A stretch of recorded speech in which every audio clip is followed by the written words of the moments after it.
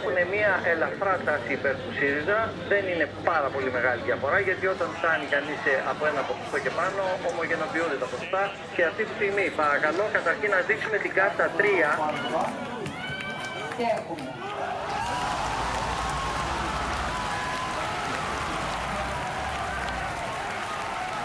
A victory for the radical left in Greece leaves Europe stunned and the euro in freefall. La victoire de la gauche radicale en Grèce aura-t-elle des répercussions sur l'ensemble de l'Union européenne? Faut-il s'inquiéter ou au contraire se réjouir de la victoire de Syriza? The country's charismatic new leader, Alexis Tsipras, promises Greeks an end to 5 years of humiliation and suffering. How he plans to do that, though, is still unclear.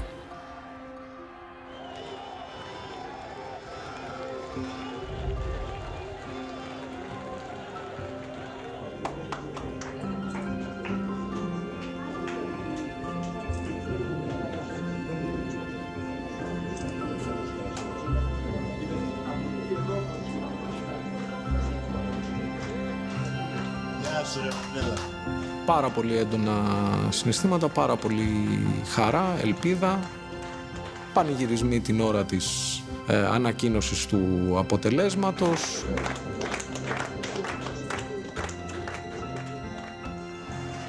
Μια αρκετά μεγάλη συγκέντρωση μετά. Πολίτες της Αθήνας,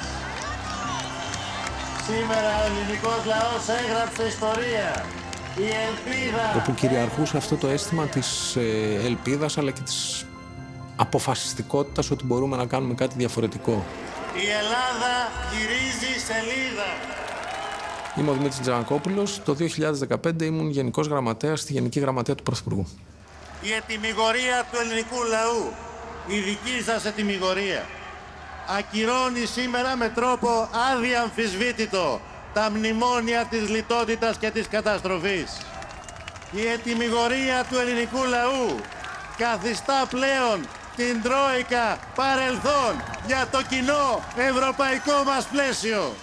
Όταν βγήκα από το σπίτι μου, συνειδητοποίησα ότι ο ένας στους δύο Χανιώτες είχε ψηφίσει ΣΥΡΙΖΑ. Τελεία. Ο ένας στους δύο Χανιώτες είχε ψηφίσει ΣΥΡΙΖΑ. Αυτό ήταν μια, κατά τη γνώμη μου, συγκινητική στιγμή, γιατί ξαφνικά όλος αυτός ο κόσμος είπε προχωρήστε. Είμαι ο Γιώργος Σταθάκης, διατέλεσα Υπουργός Ανάπτυξης την περίοδο 2015-2016.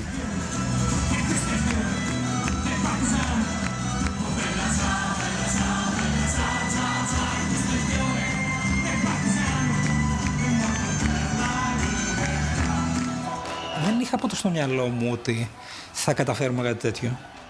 Είχα την εικόνα της συμμετοχής σε ένα κόμμα το οποίο θα προσπαθεί με τον ένα τον άλλο τρόπο να βγάζει μια ατζέντα, να κινητοποιεί κάποιο κόσμο, ενδεχομένως να συμμετέχει σε κάποια κυβέρνηση ως εταίρος μικρός. Το βλέπατε όμως ότι... Το όχι, δεν μιλάω για την τελευταία περίοδο. Okay. Μετά προφανώς προετοιμαζόμασταν για αυτό το ενδεχόμενο, αλλά όταν έρχεται η ώρα και καταλαβαίνεις ότι θα γίνουμε κυβέρνηση, ότι θα αναλάβεις υπουργικά καθήκοντα, ότι... Εκεί υφίστασε και μια έτσι ευχάριστη έκπληξη, ας πούμε, για το πόσο πιο ευγενικά γίνεται. Δεν μπορούσα να συγκρατήσω συναίσθημα, δεν υπήρχε κανένας έλεγχος, πραγματικά.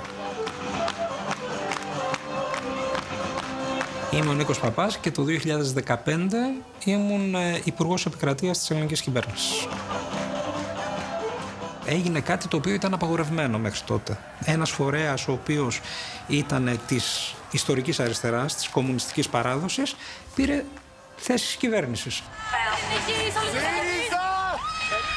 χαρά του κόσμου είναι μεγάλη που ξεκουμπίστηκαν αυτοί που έφεραν τον κόσμο στην καταστροφή και η ελπίδα, η δική μου προσωπικά είναι συγκρατημένη, αλλά πρέπει να ελπίζουμε.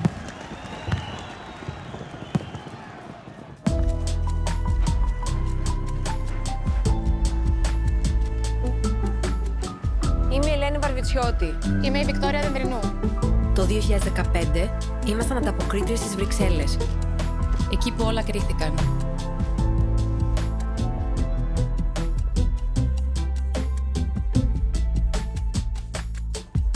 Σήμερα επιστρέφουμε. Για να καταλάβουμε τι πραγματικά συνέβη. Κυνηγήσαμε τις πληροφορίες. Μιλήσαμε με τους πρωταγωνιστές. Καταγράψαμε το παρασκήνιο. Ήταν η πιο δραματική στιγμή στην ιστορία της Ευρωζώνης. Πόσο κοντά φτάσαμε στην καταστροφή?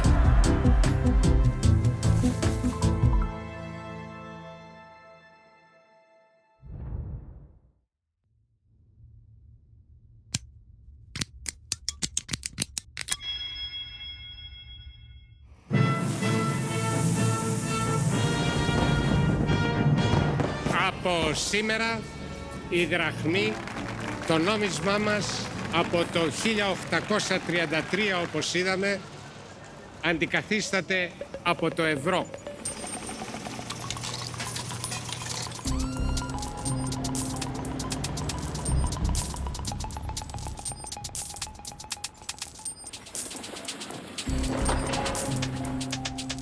In the case of Greece, there had been, frankly, a couple of decades of not terribly responsible economic policy management.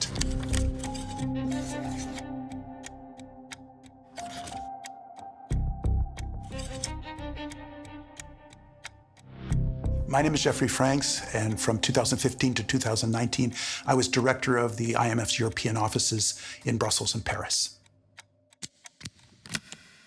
Μειώνουμε τους φορολογικούς συντελεστές για νοικοκυριά και επιχειρήσεις. Εφαρμόζουμε νέο αναπτυξιακό νόμο.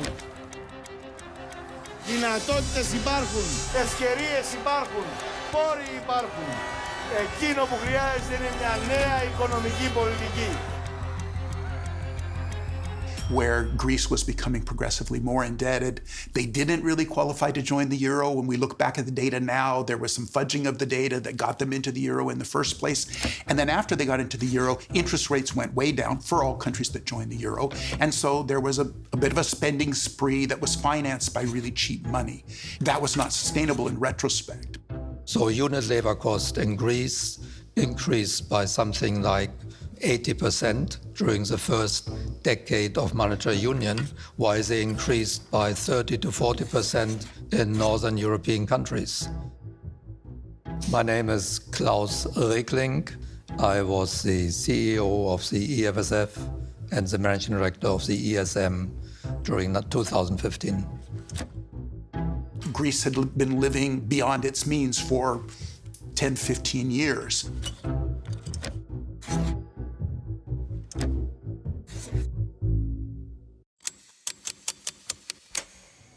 Good evening. This is an extraordinary period for America's economy.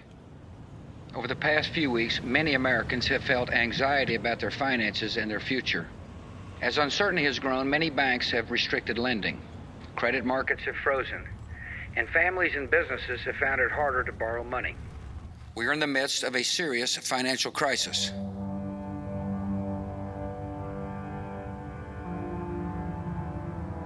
We had basically a housing market where people just borrowed too much money, raised too much debt on houses, and the banks kept giving it to them. And one moment, the market said, "Oh gosh, I'm not sure these people can pay back this debt," and they started selling, and the market collapsed.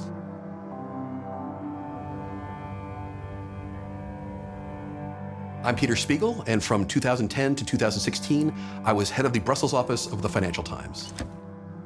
Once that started happening, the market started looking for other vulnerabilities in the global economy.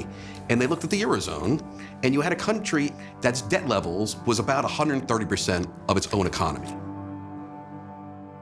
We didn't think it would become as bad as it was when Lehman went bankrupt.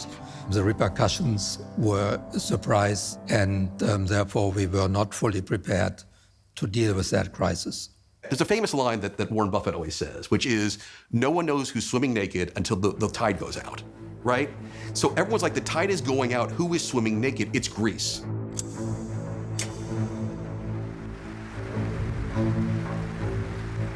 Σήμερα οι επιπτώσεις της κρίσης δεν αφήνουν αμφιβολίες για τη συνέχεια. Ακολουθούν δύο δύσκολα, πολύ δύσκολα χρόνια. Λεφτά υπάρχουν. βρέθηκαν στα γρήγορα για τις τράπεζες εκατοντάδες δισεκατομμύρια, τρισεκατομμύρια. People saw the deficit increasing and the newly elected government of Prime Minister Papandreou had no plans to reduce the deficit, quite the opposite. Με βάση τα στοιχεία αυτά και τα ελλείμματα, η χώρα μας σήμερα έχει ένα δημόσιο χρέος το οποίο φτάνει τα 300 δισεκατομμύρια ευρώ. Η εξέλιξη του δημοσίου χρέους είναι κάτι το οποίο πρέπει να ελεγχθεί το συντομότερο δυνατό. Every great financial crisis starts with debt. If you borrow too much money, at some point the markets may say, ooh, I don't think you're gonna be able to pay me back.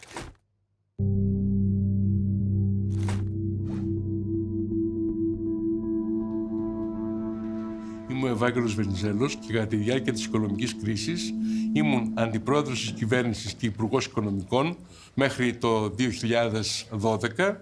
Στη συνέχεια πρόεδρος του ΠΑΣΟΚ και αντιπρόεδρος της κυβέρνησης και υπουργός εξωτερικών.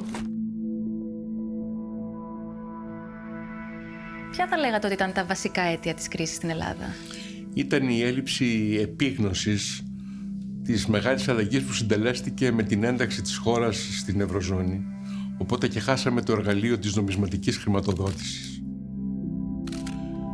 Όλα αυτά οδήγησαν κάποια στιγμή, το 2009, να έχουμε το μεγάλο πρόβλημα με το χρέος, ταυτόχρονα ένα εντυπωσιακά υψηλό δημοσιονομικό έλλειμμα, ένα πολύ μεγάλο πρωτογενές έλλειμμα. Αυτό μας οδήγησε εκτός αγορών.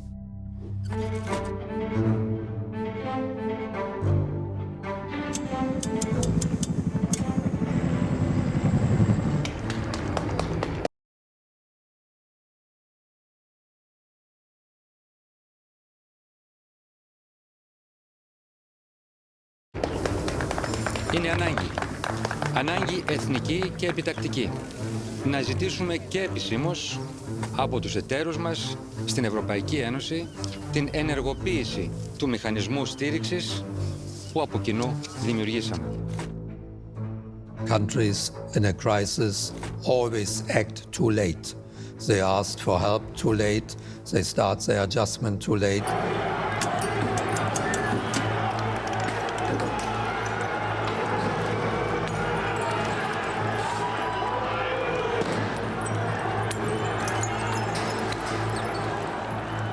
Η απάντηση στην κατακραυγή που υπάρχει εναντίον του πολιτικού προσωπικού της χώρας. Πώς τα φάγατε τα λεφτά που μας ρωτάει ο κόσμος, είναι αυτή, σας διορίσαμε. Τα φάγαμε όλοι μαζί, μέσα στα πλαίσια μιας σχέσης πολιτικής πελατείας, διαφοράς, εξαγοράς και εξευτελισμού της έννοιας της ίδιας της πολιτικής.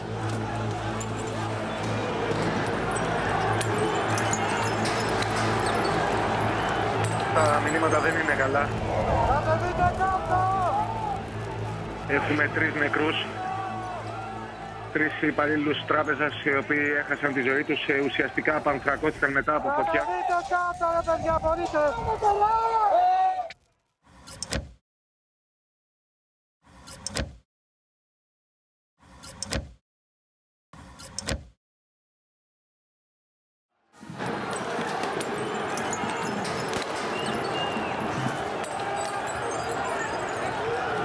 When the Greek crisis started back in 2009-10, the euro area had no financial support instruments for countries which got into financial difficulty. Also, neither did we have the technical expertise to organize a financial assistance program.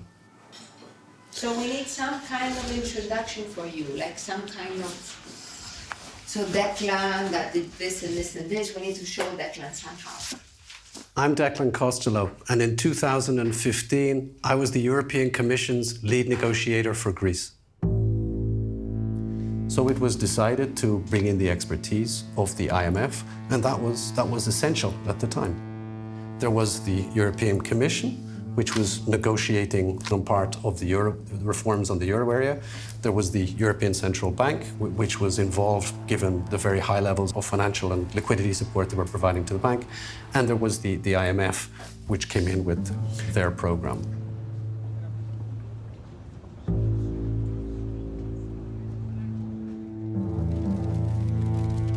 first Greece program was above any limits that we had previously done.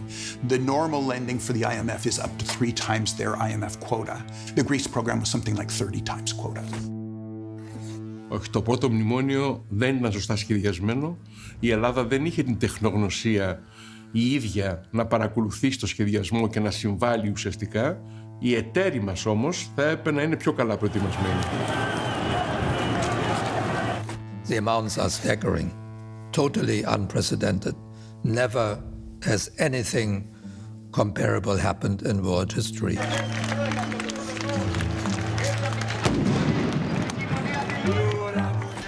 Everybody was going in with the idea that this was going to be extremely difficult. But I think the perception was that if we don't try to stop contagion of these financial crises in Greece, that it would become a much bigger, more widespread problem throughout the Eurozone.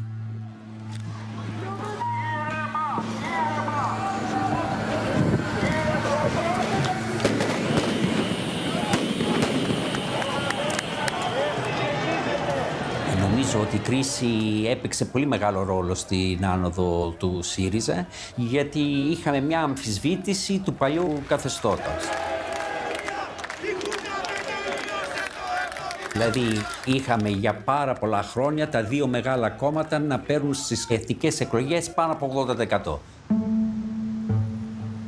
Είμαι Ευκλής Τσακαλώτος και ήμουνα Υπουργός Οικονομικών και υπεύθυνος για τη διαπραγμάτευση με τους θεσμούς από τον Ιούλιο του 2015 μέχρι τον Ιούλιο του 2019.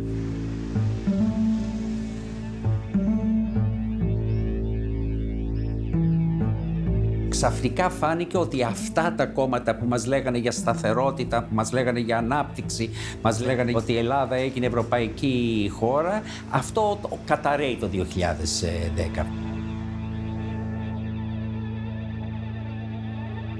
Φάνηκε δηλαδή ότι είναι προβληματική οικονομική πολιτική μέχρι εδώ, αλλά φάνηκε επίσης ότι το πολιτικό σύστημα μέχρι εδώ δημιούργησε μια χρεοκοπία.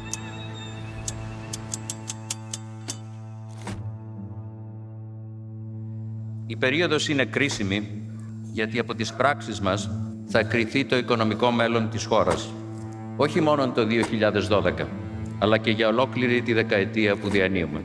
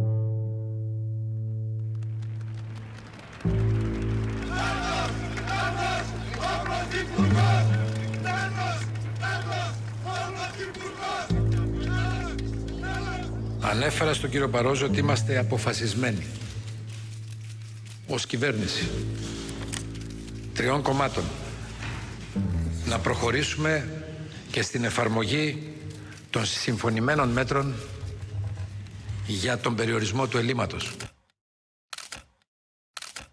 Αυτά τα μέτρα ήταν πάρα πολύ σκληρά. Κάθε επέμβαση που στόχευε στη μείωση του ελλείμματος οδηγούσε σε μέτρα μείωσης του ΑΕΠ και βεβαίως σε μείωση του εισοδήματος.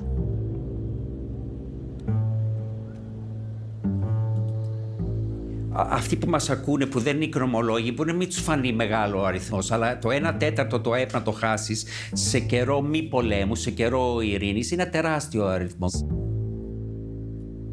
Κλήθηκε ο ελληνικός λαός να απαντήσει στο εξής δραματικό δίλημμα. Μπορούμε να χάσουμε το 25% τουλάχιστον του ΑΕΠ μας και του οικονομικού όγκου, της οικονομικής ισχύως της χώρας για να σώσουμε το υπόλοιπο.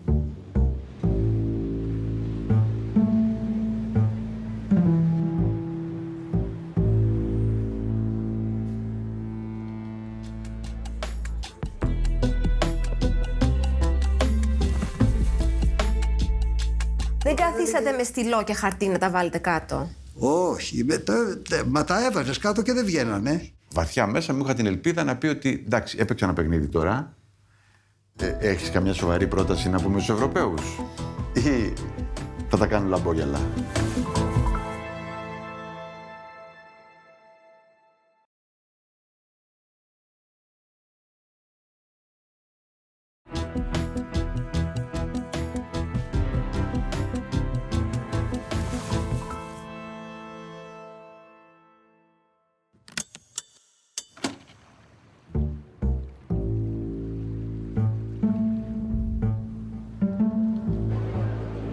Βρίσκομαι απέναντί σας για να πω αλήθειες και για να δεσμευθώ απέναντι σε εσάς και στον ελληνικό λαό που μας παρακολουθεί σε ένα σχέδιο ελπίδας, προοπτικής και δικαιοσύνης για την έξοδο από την κρίση. Το πρώτο ήταν τραπεζικά, κόκκινα δάνεια, προστασία πρώτης κατοικίας κλπ. Το δεύτερο ήταν η ανακούφιση της φτώχειας, το οποίο ήταν κεντρικός άξονας του προγράμματος Θεσσαλονίκης. Παροχή δωρεάν ρεύματος σε 300.000 νοικοκυριά κάτω από το όριο της φτώχειας. Πρόγραμμα επιδότησης διατροφής με κουπόνια σύντησης σε 300.000 άπορες οικογένειες. Και μια σειρά από άλλα λίγο πιο αναπτυξιακά που απαντούσαν στο να μην έχουμε περαιτέρω ύφεση και να γυρίσουμε λίγο την οικονομία. Παρουσιάζουμε σήμερα ένα πρόγραμμα 300.000 νέων θέσεων εργασίας σε δημόσιο, ιδιωτικό και κοινωνικό τομέα της οικονομίας. Υπήρχε μια συζήτηση κατά πόσο αυτά που λέμε μπορούν να γίνουν πραγματικότητα? Ήταν εφικτά υπό μια άλλη δημοσιονομική στρατηγική που θα έθετε άλλες προτεραιότητες. Εσείς όταν ήσασταν εκεί στο κοινό στη Θεσσαλονίκη, τι σκεφτήκατε? Τι σκεφτήκαμε ότι αερολογεί αυτή τη στιγμή, αλλά τα αυτιά από κάτω ήταν πολύ ευχαριστημένα. Δεσμευόμαστε λοιπόν για την αποκατάσταση άμεσα του δώρου Χριστογέννων ως 13η σύνταξη σε 1 εκατομμύριο. Εκεί το χειροκρότημα σκέπαζε τα πάντα. Χειροκροτούμε. Στο χειροκρότημα είμαστε πρώτοι εδώ στη χώρα.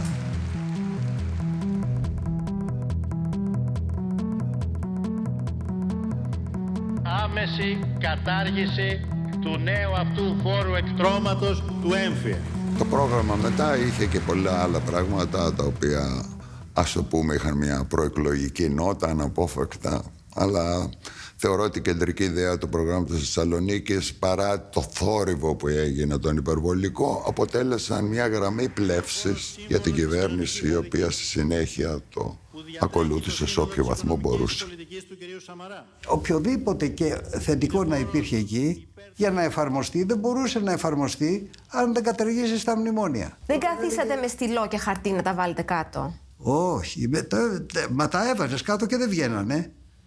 Αλλά έλεγε ότι εμείς δεν πρόκειται να έχουμε από την πλευρά της Τρόικας δυσκολίες.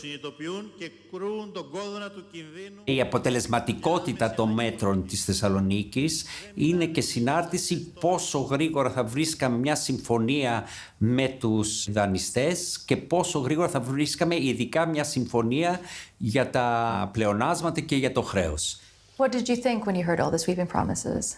Many opposition parties make sweeping promises in the run-up to election only to change position once they come to power. Άμεση επαναφορά του κατώτατου μισθού στα 751 ευρώ για όλους τους εργαζόμενους ανεξαρτήτως ηλικίας. Δεν θεωρώ ότι ήταν ένα πρόγραμμα που προσπάθησε να εξεπατήσει το ελληνικό λαό και σιγά σιγά μετά από την κυβέρνηση του ΣΥΡΙΖΑ την πρώτη και τη δεύτερη, πολλά από αυτά που ήταν στο πρόγραμμα Θεσσαλονίκης εφαρμοστήκαν κιόλας. Ζητάμε τη διαγραφή του μεγαλύτερου μέρους της ονομαστικής αξίας του χρέους ώστε να γίνει βιώσιμο. Όπως έγινε για τη Γερμανία το 1953, να γίνει και για την Ελλάδα το 2014. The idea to, so to say, stay in the euro, not to pay back your debt and to get out of all obligations was clearly not in line with what Greeks as a country obligations under its membership in the euro were. But let's see how they would deal with this. Θα αντικαταστήσουμε το μνημόνιο που από το πρώτο βράδυ της εκλογικής μας νίκης θα είναι άκυρο για να καταργήσεις τα μνημόνια θέλεις επαναεξέταση και επαναπροσέγγιση διαφορετική όλων των νόμων της χώρας. Λοιπόν, αυτό δεν γίνεται διότι πατάς ένα κουμπί με ένα νόμο και ένα άρθρο. Η μόνη εναλλακτική και σωτήρια εναλλακτική πρόταση είναι η κατάργηση με ένα νόμο και σε ένα άρθρο, όπως ακριβώς τα ψηφίσατε προχθές. Εσείς το λέγατε αυτό, γιατί αυτό ήταν βασικό σλόγγαν του Τσίπρα και του ΣΥΡΙΖΑ εκείνη την εποχή. Πότε το έλεγα, του Τσίπρα συνεχώς. Τι του λέγατε? Ότι αυτό είναι ένα σλόγγαν δημαγωγικό, λαϊκίστικο και φθηνό. Φίλες και φίλοι, πολίτες της Θεσσαλονίκης, η κρίσιμη ώρα έφτασε. Είναι η ώρα που η Ελλάδα της ελπίδας καλείται να νικήσει το φόβο. Η απάντηση ήταν προφανής. Εντάξει, αυτό είναι, το θέλει ο κόσμος, αρέσει στον κόσμο να ακούγεται. Ακολουθούσε δηλαδή την τακτική και των προηγούμενων. Θα το σκίσω σελίδα-σελίδα. Αυτό είχε βρει ένα άλλο τρόπο να το πει αυτό. Και ας το πάρουν κάποιοι χαμπάρι και μέσα και έξω από τη χώρα.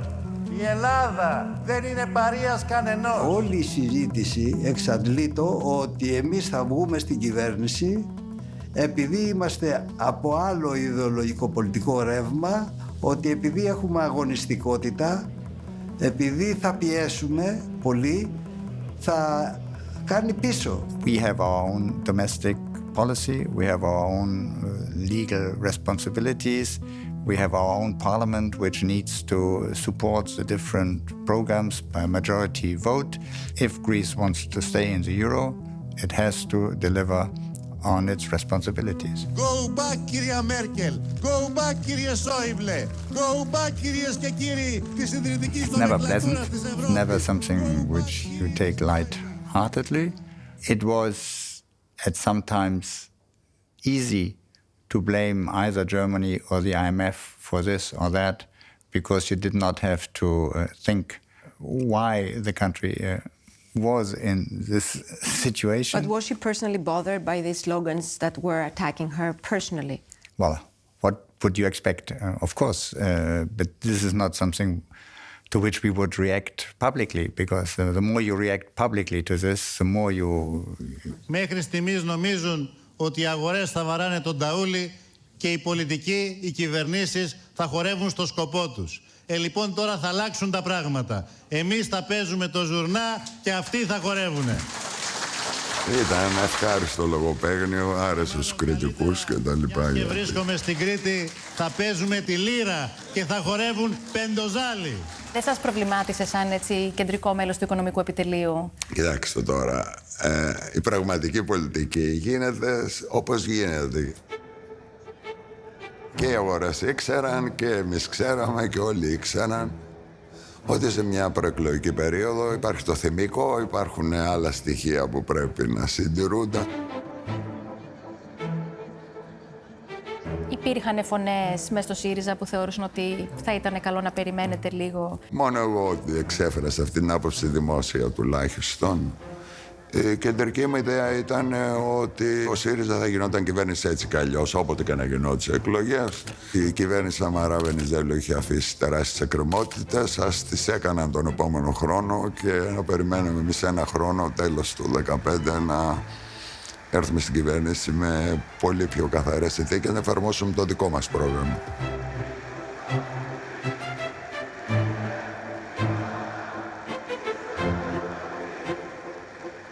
Αν θέλετε την άποψή μου, πιο σημαντικό ήταν η απόφαση να μην ψηφίσουμε τον πρόεδρο της Δημοκρατίας και να πέσει η κυβέρνηση Σαμαρά Βενιζέλου. Και εμείς για το δικό μας τον κόσμο θα κάνουμε ό,τι χρειαστεί. Αυτό το θεωρώ ακόμα ότι ήταν λάθος και δεν βοήθησε την οικονομική πολιτική, τη μετέπειτα οικονομική πολιτική. Τα πολιτικά κόμματα τα οποία θέλουν να παίξουν ένα ρόλο δεν είναι παρηγορητές. Να λένε στον κόσμο ο οποίος υποφέρει, μπορείς να κλάψεις τον νόμο μου και θα συμφωνώ μαζί σου ότι αυτή είναι μια κακή κυβέρνηση. Τα πολιτικά κόμματα που θέλουν να πρωταγωνιστήσουν πρέπει όταν έρχεται η ώρα να το κάνουν.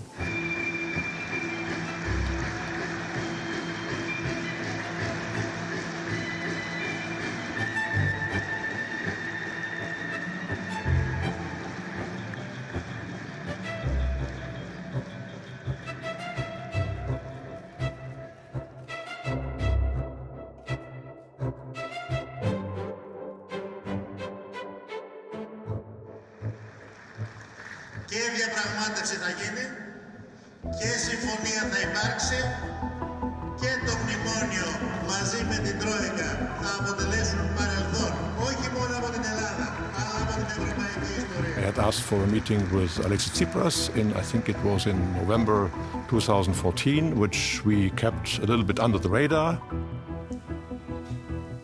Very interesting. My name is Peter Schof. I have been the German ambassador to Greece from February 2014 until 2017. I don't know. Yeah, but you know, in Germany They won't take now, you so seriously. in Germany now we don't wear ties anymore. I know. It's funny, you know. After COVID. The higher you're in the hierarchy, the less people wear ties. Not very official. I didn't go with my official car. I went in the evening after sunset in a discreet way, and this is the way we met in Kumunduru. I met with Alexis Tsipras bilateral, just two of us, and it lasted 1.5 hours, I believe. What was your impression? What did he tell you? Well, my first impression of Alexis Tsipras was that this is a very polite man whose appearance in a meeting with me contrasted a bit with the public image where he was confrontational, criticized the Eurozone, criticized the Troika.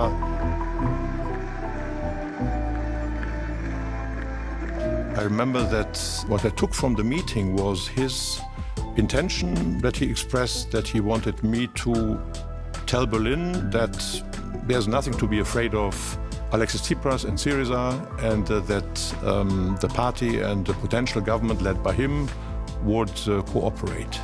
And that's, I guess, the message you sent to Berlin also. Yes, of course. Mm-hmm.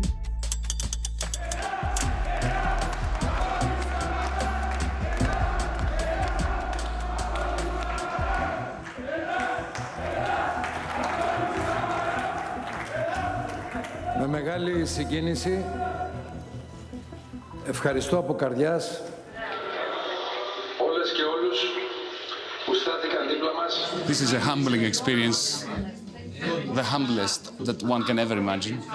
The verdict is not yet out, but it looks as if the Greek people have decided to reject fear and to allow hope to grow in its stead. Στο χείλος της καταστροφής. Αυτή τη στιγμή η εκτίμασή μας δίνει για το ΣΥΡΙΖΑ δίνει 150 έδρες.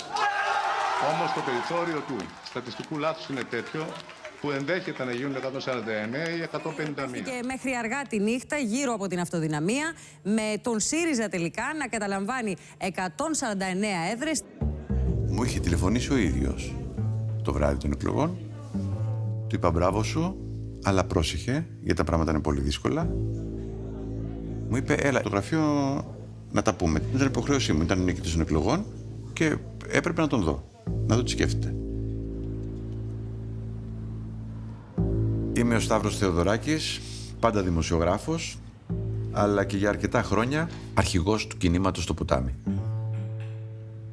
Προφανώς, βαθιά μέσα μου είχα την ελπίδα να πει ότι εντάξει, έπαιξα ένα παιχνίδι τώρα. Έχεις καμιά σοβαρή πρόταση να πούμε στους Ευρωπαίους ή θα τα κάνουν λαμπόγιαλα? Τα δύσκολα, κύριε Πρόεδρε. Το κάνεις,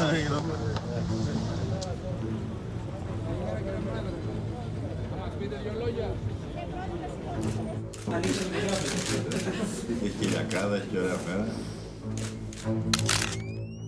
Ο κύριος Φούχτερ θα είναι ο κολλητός της κυρίας Μέρκελ που θα ελέγχει την πατρίδα μου. Εμείς ό,τι λέμε ισχύει για πάντα. Ας αφήσουμε τους νεοφιλελεύθερους και τους προσκυνημένους και εκείνους που έχουν γονατίσει τις αγορές. Πώς θα τον περιγράφατε από τη συνεργασία σας? Τον Πάνο Καμένο, πηγαίο και ειλικρινή.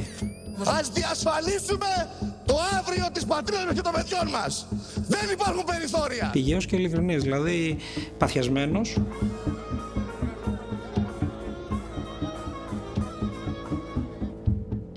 Τελειώνω λέγοντας ακόμα μια φορά ότι η υπογραφή της Δανειακής Σύμβασης που ψευδώς είπε ο Πρωθυπουργός προχθές στον κύριο Τσίπρα. Υπάρχει διάδραση επικοινωνίας. Ο ΣΥΡΙΖΑ είναι ένα κόμμα με το οποίο έχουμε μία κοινή θέση όσον αφορά τα οικονομικά και όσον αφορά το επαχθές του χρέους. Μετά από τις δεύτερες εκλογές του 2012 είχαμε επικοινωνία. Όχι βέβαια στα πλαίσια του να συγκυβερνήσουμε, αλλά στο να έχουμε μία από κοινού αντιμετώπιση, ιδιαίτερα στα θέματα που έχουν να κάνουν με την μνημονιακή πολιτική που χαρασόταν τότε και την αντιπολίτευση μέσα στη Βουλή. Και ο Τσίπρας μου είπε ότι έχω κλείσει συμφωνία με τον Καμένο. Του είπα ότι αυτή η σύνθεση λαϊκή δεξιά και λαϊκή αριστερά, λαϊκισμός δηλαδή, τη θεωρώ μια βραδιφυλακή βόμβα. Θέλω να σας ανακοινώσω ότι από αυτή τη στιγμή υπάρχει κυβέρνηση στη χώρα. Οι ανεξάρτητοι Έλληνες δίνουμε ψήφο εμπιστοσύνης στον Πρωθυπουργό κύριο Αλέξη Τσίπρα. Θεωρήθηκε τότε, και νομίζω ορθώς, ότι στην πρώτη στροφή της διαπραγμάτευσης και στο πρώτο ταρακούνημα, τόσο το Ποτάμι όσο και το Πασόκ, με δεδομένες τις πολιτικές τους θέσεις όλο το προηγούμενο διάστημα, θα έριχναν την κυβέρνηση. Ήταν σαφές ότι μας χώριζε άβυσσος. Πέρα από το ότι υπήρχε μια τεράστια πολεμική εναντίον μου, έτσι. Δηλαδή, οι Σιριζέοι σε όλη την Ελλάδα, μαζί με τους Ανέλ, από τότε λέγανε ότι είναι το παιδί της Μέρκελ, το παιδί των εργολάβων, που είναι και λίγο αστείο αυτό, γιατί η οικογένεια του Τσίπρα ήταν εργολάβη. Ο πατέρας μου ήταν κουλουράς. Ο κύριος Καμένος εκπροσωπεί ακροδεξιές απόψεις στην Ελλάδα. Εκπροσωπεί αντιευρωπαϊκές απόψεις. Δεν είναι ακροδεξιός ο Καμένος. Ο ακροδεξιός δεν συνεργάζεται με την ιστορική κομμουνιστική αριστερά ή ένα κομμάτι της. Ο ακροδεξιός τη μισεί, την συκοφαντεί. Υπήρχαν αντιδράσεις μέσα στο κόμμα. Όχι, νομίζω ότι όλοι καταλάβαιναν τότε ότι είναι περίπου αναγκαστικό αυτό. Πέραν των ιδεολογικών διαφορών, όταν έχεις ένα πόλεμο, δεν μπορεί τους στρατιώτες να τους βάζεις να τσακώνονται και ποδοσφαιρικές ομάδες. Με δεδομένο ότι το πρόγραμμα εξέπνεσε 28 Φλεβάρι, καταλαβαίνετε τι θα γινόταν αν οδηγούσαμε σε εκλογές με υπηρεσιακή κυβέρνηση. Stable government, stable Europe, stable Greece. Don't worry. That new government was actually welcomed by many in Northern Europe, let's say, or the rest of Europe. We were waiting for a new approach, for a government that would be more serious about fighting corruption. I would clearly say that the rest of Europe was very much open to hear what the new government wanted and to continue cooperation. And some countries, you say, were positive about the prospect of having a fresh party. Absolutely. 2 days after the agreement between Syriza and Anel was concluded, I received a phone call from the government in Berlin. I think it was the Ministry of Finance asking me to transmit the written coalition agreement. Now, I don't know whether you're familiar with German politics.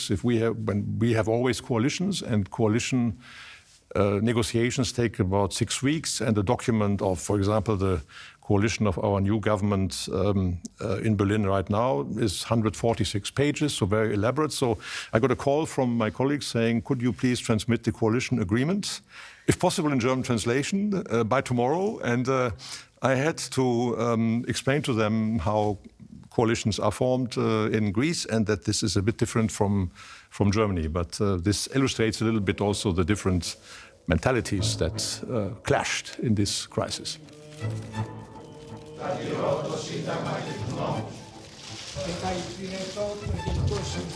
We have, in terms of the number of bodies working for the public sector, more people now in the public sector in Greece than we had in '89. We have a much higher deficit than we had in '89, and a great deal of pain in terms of a reduction in living standard. The question is, what can any government do in order to stop and reverse that decline? Ο Γιάννης Βαρουφάκης έχει αρχίσει και έχει επαφές μαζί μας από νωρίς, από την απαρχή της κρίσης. Είναι ένας άνθρωπος χαρισματικός και ως προς το πώς εξηγεί τα οικονομικά φαινόμενα. Τον ήξερα ως περσόνα. Να κυκλοφορεί με τη μηχανή του, άνετος, ωραίος. Και του είχα δώσει τη δυνατότητα να γράφει σε ένα site που είχα τότε την ευθύνη. I think the markets are factoring in a complete political and economic coordination failure on part of the European Union. Και είχε αποκτήσει ένα κοινό. Welcome to the eye of the European storm. Υπήρχαν αρκετοί άνθρωποι, όχι μόνο από την πλευρά του ΣΥΡΙΖΑ. Μιλάμε για μια περίοδο που και οι δεξιοί ψάχνανε τέτοιες λύσεις έτσι πιστολέρο. And we're now being told that this place is threatening to bring down with it the whole of the European continent. What was your impression of him? I was quite impressed, I must say. I found this was extremely eloquent, very reassured of himself, very assertive. I shall make no comments at the moment. I shall try to respect the institutional process. Is it a dream job for you? There's no such thing. Πώς προέκυψε η επιλογή του ως Υπουργός Οικονομικών? Δεν μπορώ να πω σε αυτή τη διάσταση. Σας ξάφνιασε όμως? Από κάθε άποψη είναι η δουλειά του Πρωθυπουργού να διαλέγει τους υπουργούς του με τον τρόπο που αυτός εκτίμησε θα ήταν καλύτερο για το στόχο που είχαμε το πρώτο εξάμηνο. Έχουμε κάνει μεγάλα σφάλματα. Το πρώτο μνημόνιο ήταν ένα τεράστιο σφάλμα. Το δεύτερο μνημόνιο ήταν ένα ακόμα μεγαλύτερο σφάλμα, γιατί έπρεπε να έχουμε μάθει τουλάχιστον. I would give him credit as an economist and as an analyst of the crisis. I think he was 100% right. He was very early blaming the Germans for misreading the markets and for insisting on austerity and all these things that were 100% right. So Varoufakis was right on the analysis, but boy was he wrong on what the consequences were. When the euro came in, the price of basic goods skyrocketed. Meanwhile, there was a massive reduction in interest rates and a fall in the price of luxury goods. This meant that the rich had a bonanza. Ήτανε ο οικονομολόγος που είχε τις πιο ισχυρές θέσεις για τα οικονομικά προβλήματα της Ελλάδας και είχε ένα δίκτυο ανθρώπων που θεωρούσε ο Αλέξης ότι θα ήταν χρήσιμο στην κυβέρνηση. But is there an alternative? I think there is. We can end this crisis in 3 steps. Έχετε συζητήσει μαζί του ποια θα είναι η στρατηγική, τι θα ακολουθήσετε, ποιος είναι ο τρόπος με τον οποίο θα διαπραγματευτείτε? Έχουμε συζητήσει, αλλά φαίνεται ότι δεν ακολουθήθηκε το συμφωνηθέν.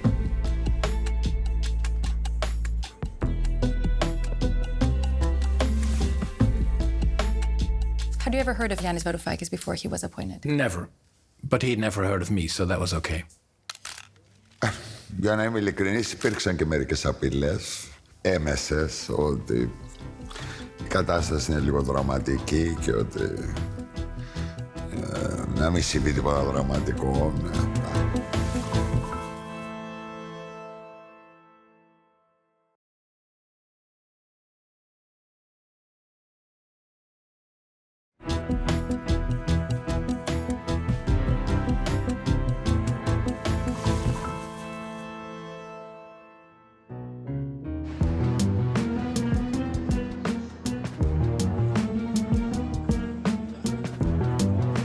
εξέλιξη βρίσκεται η συνάντηση του Πρωθυπουργού με τον Υπουργό Οικονομικών Γιάννη Βαρουφάκη, που πέρασε τις πύλες του Μεγάρου Μαξίμου στις 10:30, εν ώψη βέβαια της κρίσιμης συνάντησης σήμερα το μεσημέρι με τον πρόεδρο του Eurogroup Γερούν Ντάισελμπλουμ, αλλά και τον σκληρό διαπραγματευτή των Βρυξελών, Τόμας Βίζερ.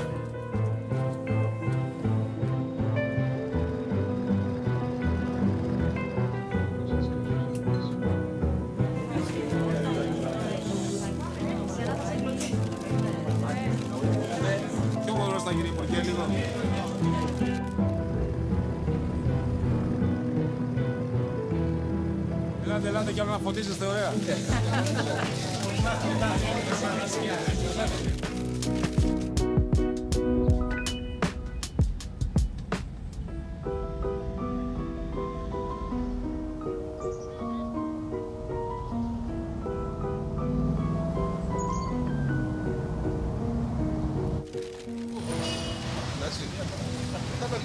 Να λοιπόν ο κύριος Ντάισελμπλουμ, ο οποίος αυτή τη στιγμή μπαίνει στο Υπουργείο Οικονομικών και οι υπόλοιποι συνεργάτες του βεβαίως. Ο κύριος Βίζερ είδαμε να κάνει λίγο πιο κύμα ένα καμεραμάν.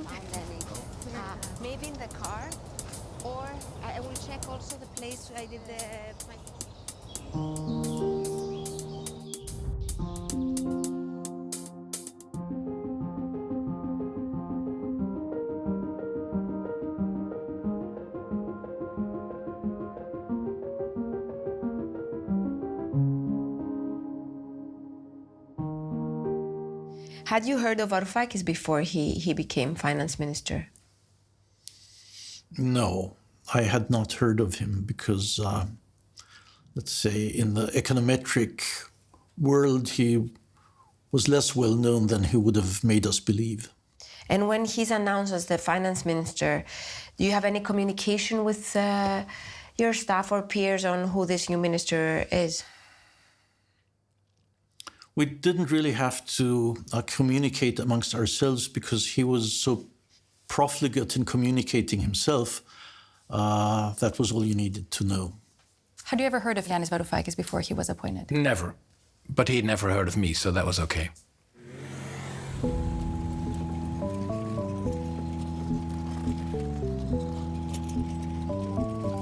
Je voulais dire ma satisfaction de voir M.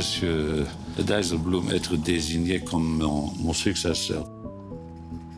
Ladies and gentlemen, we still face tough challenges in the upcoming period, but I'm confident that we will work in a cooperative and constructive manner as we share a common goal of ensuring a strong and prosperous and socially inclusive euro area.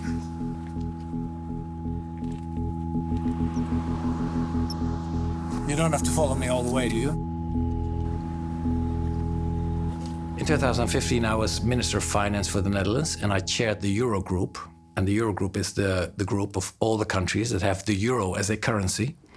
Ένας πάρα πολύ ευγενής άνθρωπος, ο οποίος στην αρχή των διαπραγματεύσεων κλήθηκε να διαχειριστεί ένα πολιτικό καμβά, ο οποίος δεν άφηνε πολλά περιθώρια για τις δικές του βουλές και διαθέσεις. Πώς θα τον περιγράφατε τον Dijsselbloem σαν άνθρωπο? Έξυπνος, καλός διαπραγματευτής και αρκετά έντιμος. Όσο μπορούσα να καταλάβω, δηλαδή εκεί που ήταν σκληρός, νομίζω το πίστευε ότι έπρεπε να είναι σκληρός. Θεωρείτε ότι ήταν δίκαιος, έντιμος προς την Ελλάδα? Η θέση του ήταν η θέση ενός μπρόκερ διαπραγματεύσεων, πρακτικά, έτσι δεν είναι? Δεν το λέω με την υποτιμητικά, λέω ότι αυτή ήταν η θέση του. Αποτύπωναν η θέση του το συσχετισμό. He's like a woodpecker. He keeps pecking away at the hardest problem until it's solved and until there's a hole in the trunk of the tree. Amongst the most patient and talented negotiators I've ever witnessed. Have you been on vacation in Greece? Or you don't want nothing to do with the country? What does the Eurogroup president do? So the job of the Eurogroup president is basically to make sure that we stay together and together also come to decisions. It's an informal group. Formally, it has no powers. And informally? Informally, we prepared basically the loans and the programs that were agreed with countries that were unable to finance themselves. So how powerful was the Eurogroup? I think in that crisis period, it was a very powerful group. Whenever there was a new finance minister, I would call them up to congratulate and to say, let's meet and talk where we are. And I would always visit them in their capital, in their ministry.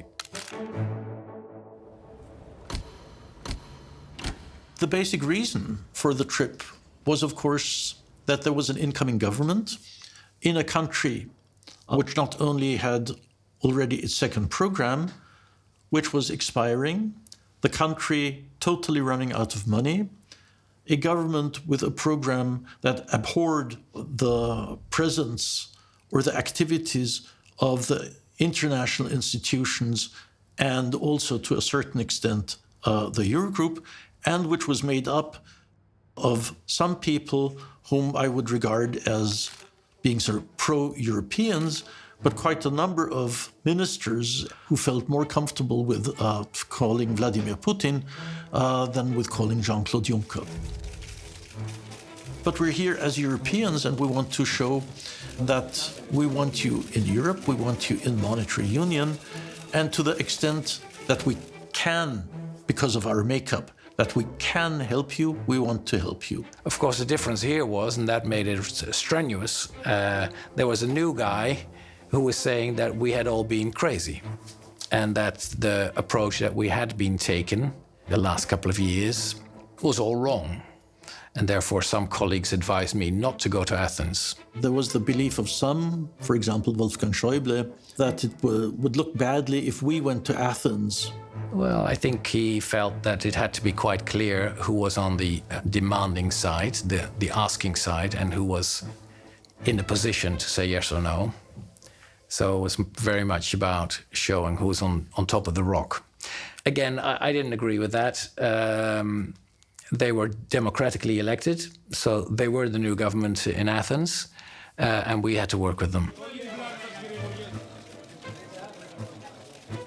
We exchanged friendly words of acquaintance, getting to know each other. One of the things that struck me, and I always remembered, is that he said he would fire 300 people. Don't pin me down on the number, but he would fire hundreds of people at the ministry because they couldn't be trusted. Mr. Visser.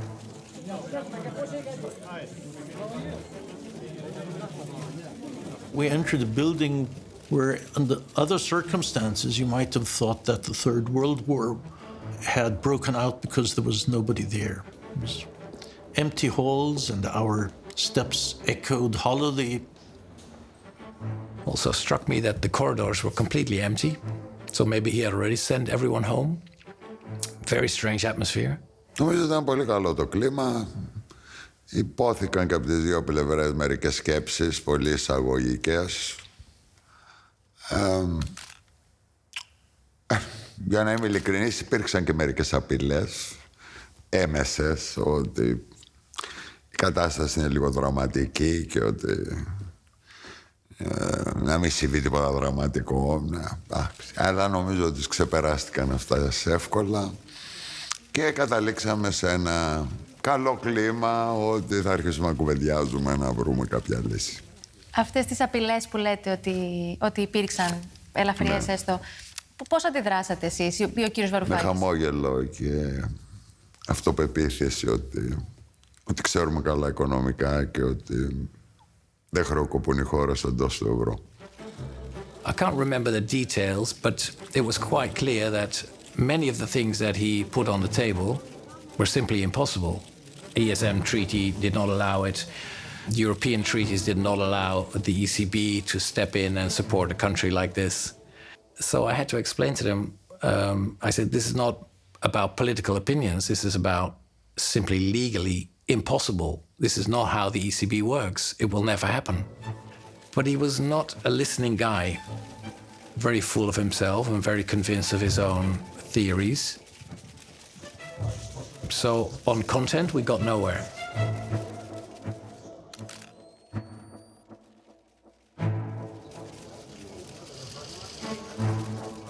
The room was packed with journalists and cameras.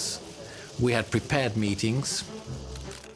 We talked about it. What are you going to say? What will I say? And it was all diplomatic and fine. Κυρίες και κύριοι, με μεγάλη χαρά υποδέχθηκα τον κύριο Dijsselbloem σήμερα στην Αθήνα και στο Υπουργείο μας. Ήταν μια πρώτη συνάντηση γνωριμίας. The interpreter is not getting it. Αχα. Θα πρέπει να περιμένουμε την μετάφραση. Η μετάφραση λειτουργεί? It was one of the most peculiar press conferences I've ever attended, and I've attended hundreds, because for some reason nobody gave me earphones to listen to the Greek translation. 1, 2, 3, με ακούτε? Όχι εσείς, η μεταφράστρια. Η σημερινή μας συνάντηση θα είναι το πρόκριμα για μια αποτελεσματική, επικοδημητική και ιδιαίτερα θετική συνεργασία του Eurogroup με την ελληνική κυβέρνηση.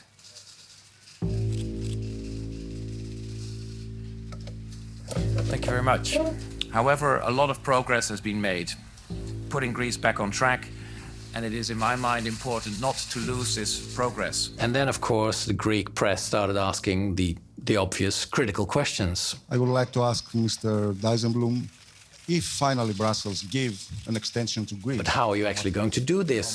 How are you going to finance your policies if you don't have any money? So no more loans? How does that work out? And also Mr. Tsipras' comments about Troika doesn't exist anymore. All the critical questions that you can imagine. And he just went in his radical rhetoric, which he had used during the election campaign. So that became a very awkward situation. Θα κάνω μόνο ένα σχόλιο όσο αφορά την Τρόικα. Με μια επιτροπή τριμερή που στόχο έχει την εφαρμογή ενός προγράμματος, του οποίου εμείς θεωρούμε τη λογική είναι αντιευρωπαϊκή. So I was reduced to, let's say, physiognomical analysis. As it then later transpired, what Varoufakis was saying was pretty aggressive. Με αυτή την, αν θέλετε, και σύμφωνα με το Ευρωπαϊκό Κοινοβούλιο, σαθρά δομημένη επιτροπή, δεν έχουμε στόχο να συνεργαστούμε. All of this, of course, was in Greek, so I could hear the tone of voice, but I couldn't understand what he was saying. And for some reason, it took a very long time for the interpretation to come through. Ευχαριστώ πολύ. So here I was sitting next to this guy who was upsetting all the things I was trying to do to calm everyone down, constructive, let's talk. He was upsetting again all of that, but I wasn't sure what he was saying.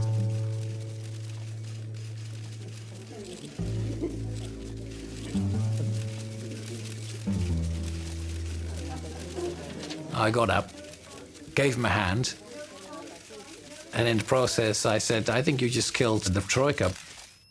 But without the Troika, there is no cooperation, no program. It ends. If you kill the messenger, the guy who sends out the messenger says, no message, I'm out of the picture. And if the creditors are out of the picture, that means no more money.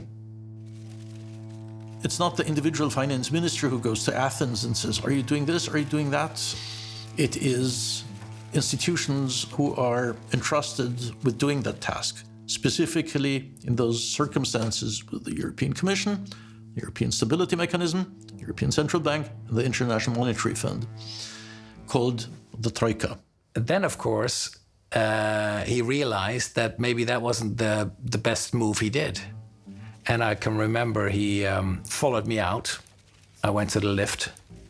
He followed me into the corridor, talking to me, saying, "Oh, no, that's not what I said. And of course we will talk. And of course the Troika can come." And so he was readdressing everything. So that was the end of the press conference. It was chaotic. All our attempts to find a diplomatic path forward had failed, and we were back at zero.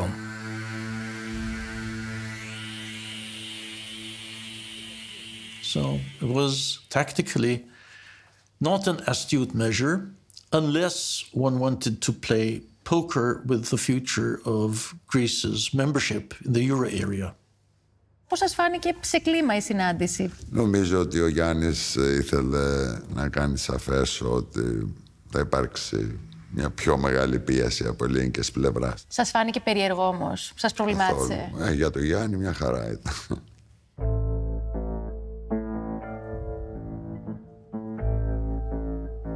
Βλέπουμε αυτό το επεισόδιο εκεί στην τηλεόραση με τον Γιάννη Βαρουφάκη και σηκώνεται ο Ντάιζελμπλουμ και φεύγει. Όλοι υποθέσαμε ότι κάτι υπόθηκε δυσάρεστο και έφυγε. Το έμαθα 15 λεπτά μετά. On the way back to the airport, I made some calls, and one of the people that I called was Mario Draghi. So I told him what happened, and I also told him about the ideas that Varoufakis had in swapping the ECB debt, which I had explained to Varoufakis is simply legally within the European treaties. Εγώ εξεπλάγην, μου λέει ο Ντράγκη, όπως καταλαβαίνεις, αυτό είναι πάρα πολύ σοβαρό θέμα και θα βάλω έκτακτο διοικητικό συμβούλιο να το κουβεντιάσουμε. Του λέω, μα μην τον πιστεύεις, δεν μπορεί να το κάνει και θα μιλήσω με τον Πρωθυπουργό. Μου λέει, κάνε το άμεσα όμως, γιατί αυτή τη στιγμή αυτό το πράγμα, εάν διαδοθεί στην Ευρώπη, θα είναι πάρα πολύ τοξικό και για την Ελλάδα και για την Ευρωπαϊκή Κεντρική Τράπεζα. Παίρνω λοιπόν τον κύριο Τσίπρα, τον Πρωθυπουργό τότε, και του μεταφέρω αυτή τη συζήτηση και μου λέει, μα όντως του είπε κάτι τέτοιο? Λέω, βεβαίως. Μου λέει, τι μπορώ να κάνω? Λέω, θα σας δώσω το τηλέφωνο του κυρίου Ντράκη να τον πάρετε και να του πείτε ότι δεν ισχύει αυτό. Και το έκανε. And certainly after the press conference, I was convinced that he doesn't have it in him to be a minister, to be smart and clever enough to also wheel and deal with the partners and to negotiate and to, in that way, get to a result.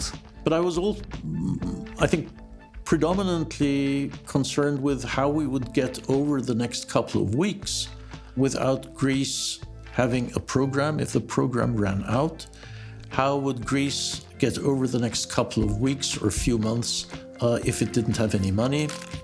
So no, I was very, very gloomy on the way back home. I can remember saying on the plane to one of my staff, with this guy, we're never going to find a solution. That was the feeling I had at the time.